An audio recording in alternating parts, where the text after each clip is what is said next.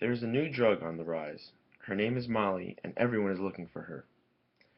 MDMA, an acronym for methylene dioxymethamphetamine, has been revived throughout American culture under the new name Molly. Originally known as ecstasy, it has been used by adolescents and young adults in nightclubs and raves all over the United States.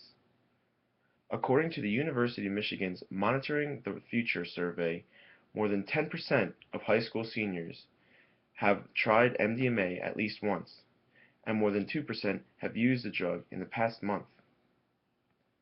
The rise of MDMA usage has led to an increase of awareness and research. Its only therapeutic value exists in its potential to treat post-traumatic stress disorder, or PTSD.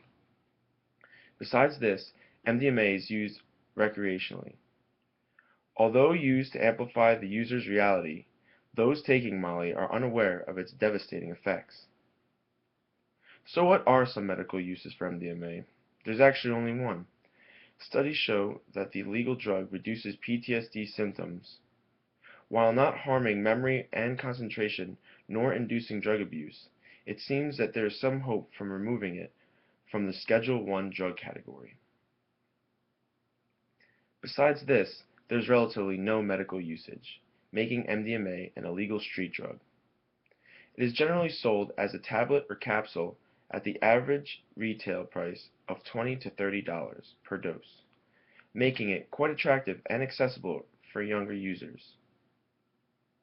Despite Molly's typical use today as a recreational drug, it was originally intended as an appetite suppressant when German scientists synthesized it in 1912.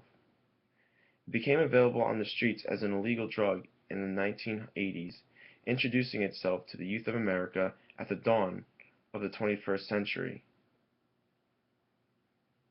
At the dawn of the 21st century, MDMA made a strong movement into the young, affluent white community.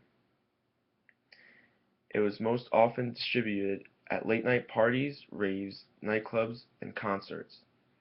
It acted as a stimulant and psychedelic, producing an energizing effect, as well as creating distortions in time and perception. MDMA does this by increasing the activity of three neurotransmitters: serotonin, dopamine, and norepinephrine. The emotional and prosocial feelings that occur are caused by the large release of serotonin. It is also responsible for the feeling of empathy and closeness because it triggers the release of the hormones oxytocin and vasopressin.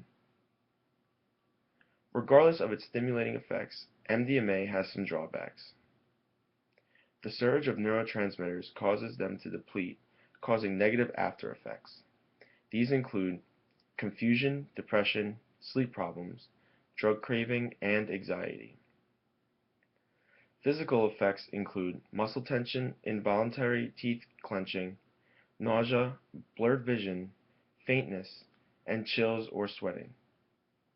Fatalities related to MDMA have occurred when the stimulating effects of the drug are combined with hot and crowded conditions. Users have died from dehydration, hyperthermia, and heart or kidney failure. Additionally, because of its illegality,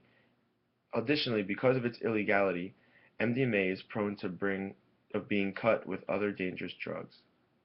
It is known to be cut with epinephrine, ketamine, caffeine, cocaine, and methamphetamine. Despite these negative effects and risks, people will still use MDMA. Because no medical use of the drug can be currently proven, MDMA will thrive as an illegal street drug, fueling the adolescent and young adult nightlife. Former Vice President Spiro Agnew described the movement in the 1970s.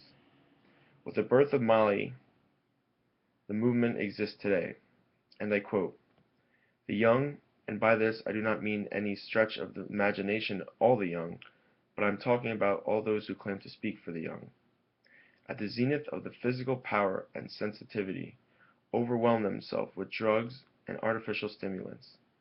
Subtlety is lost, and the fine distinctions based on acute reasoning are carelessly ignored in a headlong jump to predetermined conclusion. Life is visceral rather than intellectual, and the most visceral practitioners of life are those who characterize themselves as intellectuals. Thank you for watching, and have a good night.